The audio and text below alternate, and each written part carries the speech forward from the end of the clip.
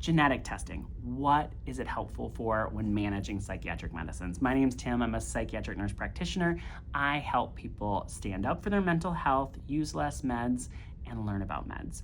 Genetic testing is super helpful in a lot of ways, but it does not tell you what's going to work for your anxiety and depression. I say that over and over and over again, and I often have to re-explain it because people really want to think that's what it does, and unfortunately it just doesn't. But what it does do is organize the medicines into a green, yellow, and red column if it's GeneSight, and you kind of learn about how you metabolize them. Are you a fast metabolizer, slow metabolizer of them? Is there, mixed genetic markers? And from that, we know things about it. We also learn how you break down dopamine and norepinephrine via COMT. Now, the level of research with that, is like level C research, so not super strong, but I really, in clinical practice, have noticed that people respond differently to the stimulants if they're a val-val versus like a met-met COMT, which is kind of neat.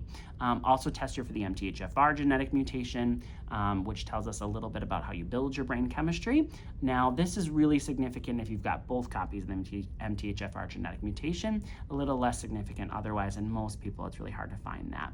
So long story short, it allows us to avoid landmines. Now, the other tricky part with it is I don't actually have the data on why each medicine is in each column. So I don't have the science behind why the company picked, this column versus the other column.